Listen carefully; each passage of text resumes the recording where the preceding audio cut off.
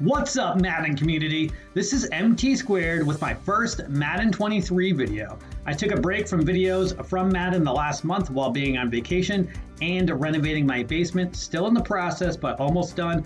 It also includes a new office and recording area. Pretty excited about that. But I wanted to get back in here and give you all some updates on Madden 23, information on pre-orders, change to the game versus Madden 22, and important dates in case you haven't heard them already. So I've been playing Madden for 25 years, Ultimate Team for about 5 years, and this Madden 22 season was really awesome for me. Starting up my YouTube channel, focusing on theme team building, and I'm up to just under 700 subscribers. YouTube videos started out as a fun hobby, and it definitely still is, but it's been awesome to help so many members of the community. The comments you guys leave are definitely inspiring, and I can't wait to see what happens in Madden 23. If you do enjoy this video though, or find it helpful, hit that like button down below and subscribe so you can see future Madden 23 content. All right, here we go. So, most importantly, when does Madden 23 come out, you ask? Officially, it gets released in the US on Friday, August 19th. That's 37 days from this video coming out, which seems so close yet so far away.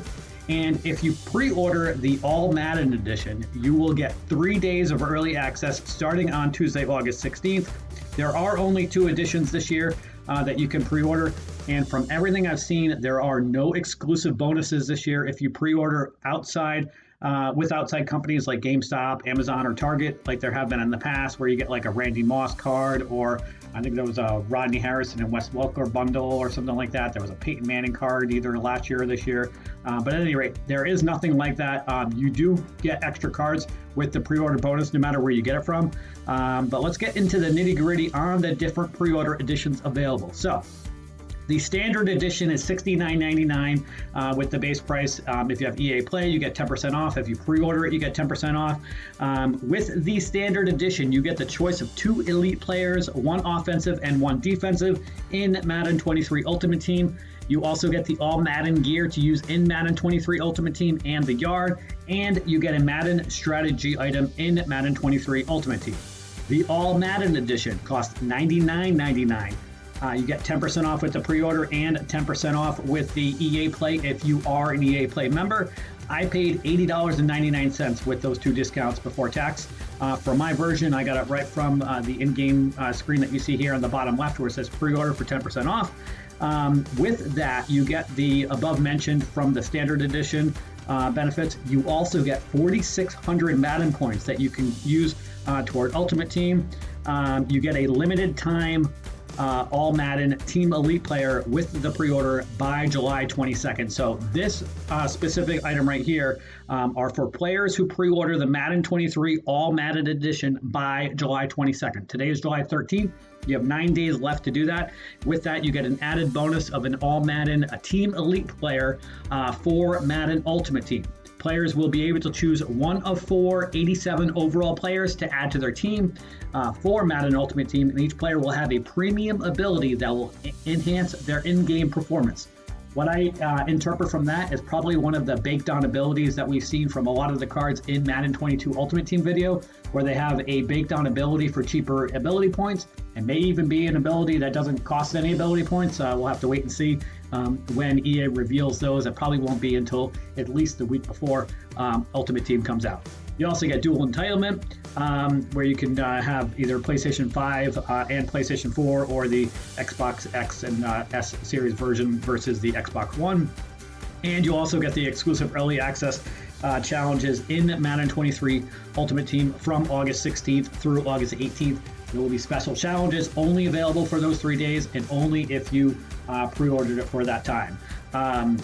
Historically, in the past, if you have EA Play, you also get 1 week for 10 hours that you can use for 1 week before the game comes out, which will carry over into your Madden Ultimate Team when the game comes out. That has yet to be announced.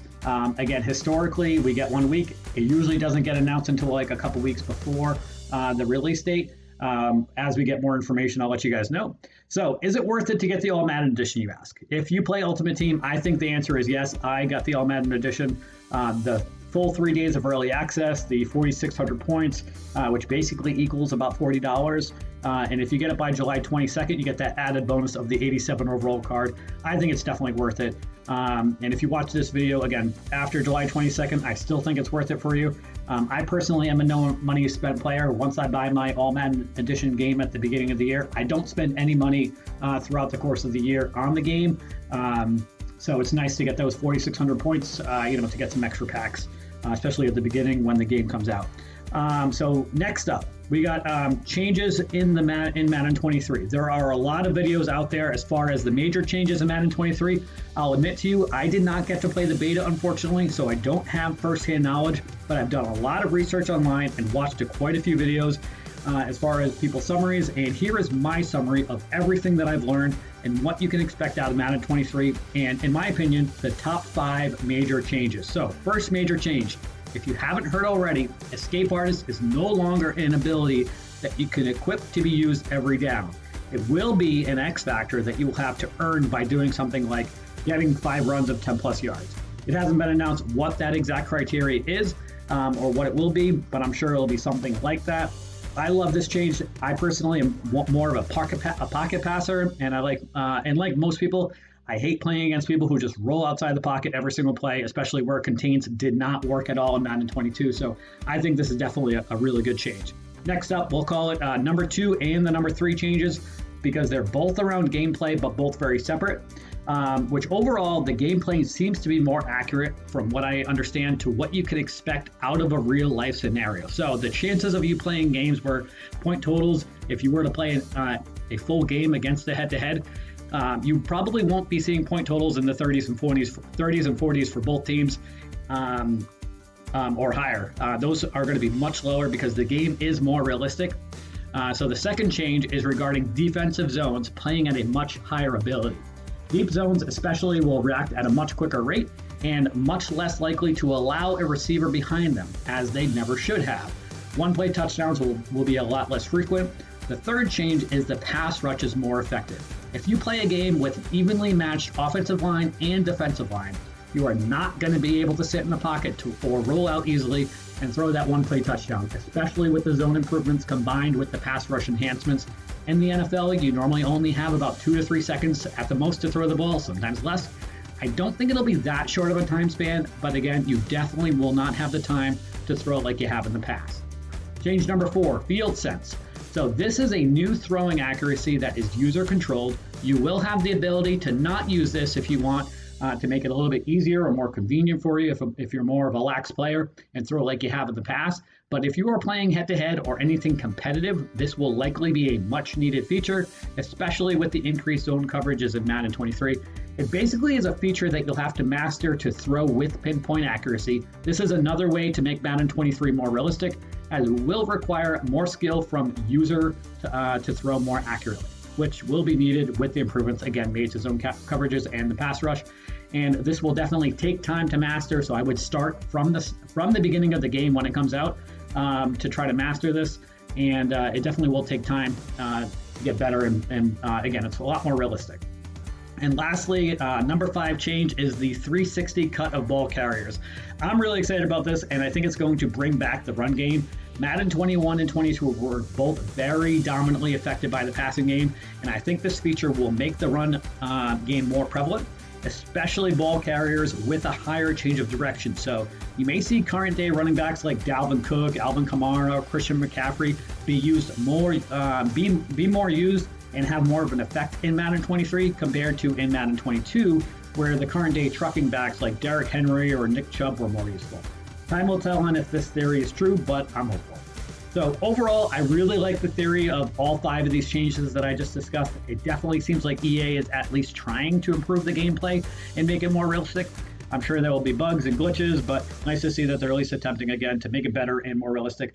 Over the next several weeks, I'll be posting more videos. If you have an idea for a video or want to see something from me, whether it's Madden 22 or 23 related, drop a comment down below. A couple ideas I have to start our predictions on top 5 offenses and top 5 defenses for theme teams.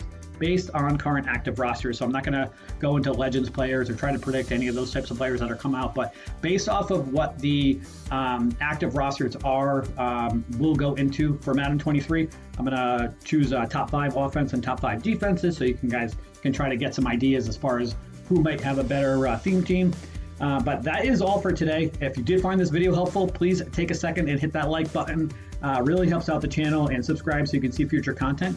And thank you for watching.